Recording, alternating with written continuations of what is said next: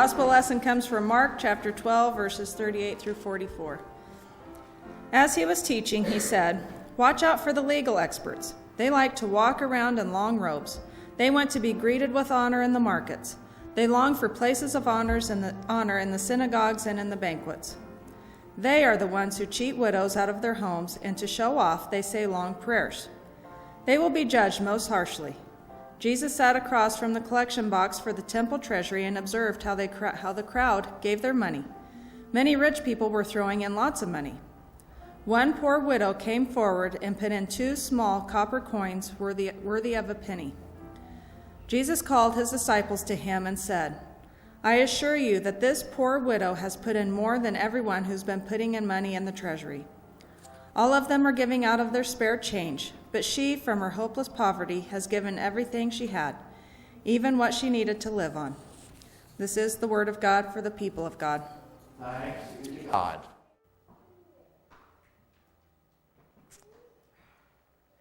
I've told you that our clergy group at Clergy Orders Retreat did something different this year. Instead of having a lecturer come and speak to us for some 3 hours and sell a book, we decided to have the various pastors who had something to say give a 20-minute talk, sort of like the TED Talks that you may have watched on the internet. The TED stands for Technology, Entertainment, Design. Our talk stood for Theology, Emerging Congregation, Discipleship, and Spirituality. We had the TED's Talks. Well, we had 16 talks, but only time to watch 8 of them in person. So they're sending to me all of the videos they took of the various talks, and I'm putting them together, and I had to make an intro for these TED's Talks. Let's watch that intro.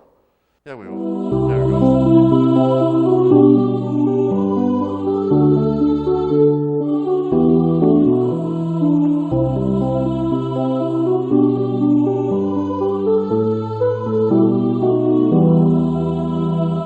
Of course, somebody saw that and they thought, you know, that was a lot like what the TED Talk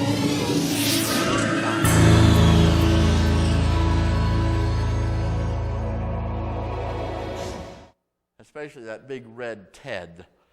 And they said, you know, when lawyers look at this, they're going to be calling and saying that we are infringing upon their intellectual properties. It looks too close. And I understand. I usually don't care about infringing on intellectual property rights because I have very shallow pockets. Sue me. You know? Can't hurt me. I'll just go broke. But our conference and our denominations do have some deep pockets, and the one thing I really don't want to see is our mission money focused on lawyers, ours or theirs. Because, well, lawyers. That's what Jesus is talking about. You know, there's only 2 kinds of lawyers in this world. There's my lawyer, who's really clever and powerful, and then there's all the rest of those bottom-feeding ambulance chaser scumbags, you know? And we all can say that. Lawyers have a bad rap, which is okay because they chose their profession. It's not like an ethnic joke or a racial joke. It's a joke about a profession people have chosen for various reasons. The story is told of a lawyer at the pearly gates. And St. Peter's going through the book and says, well, it looks like you spent a lot of time getting way overpaid by a corrupt corporation. And then you actually defended a murderer, a person we knew was a murderer, and got him off because of the money. And you have also done all kinds of overcharge and all kinds. No chance that you're going to get into heaven. The lawyer started to argue, as lawyers do, and prove his case. And finally he says, wait a second. I've given to charity. And St. Peter goes through the book. Yes, I see here. You gave a dime to a homeless man on the street, and then here you gave a nickel extra to a delivery boy.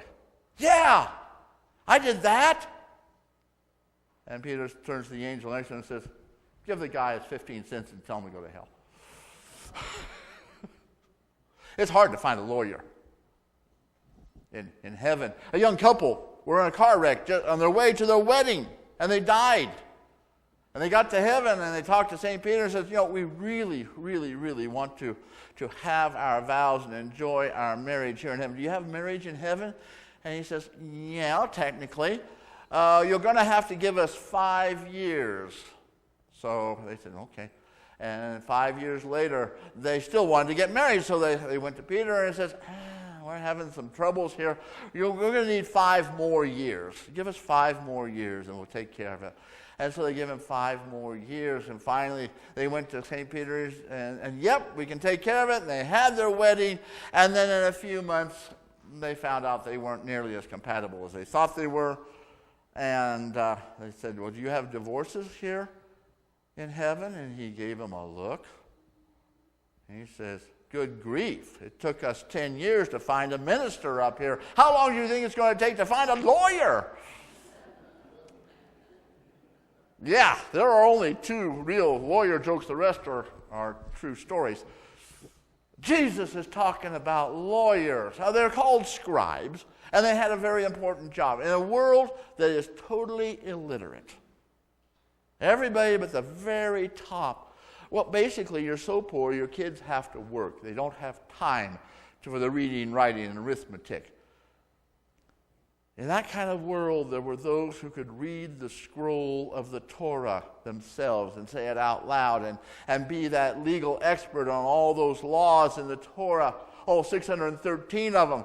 And then they were good at arguing before judges and then taking up cases, writing contracts. And as Jesus points out, he says, beware of lawyers. They relieve widows of all of their support. You get too good at your job. And then the next person we meet is a widow who has nothing. 2 halfpennies, 2 mites, tiny little coins. A little mite is hardly as big as a shirt button, and thin, of no value. And she gives everything she has to God. That's the point that Jesus is making. Most of us give out of our abundance. We are very fortunate we have a lot of abundance.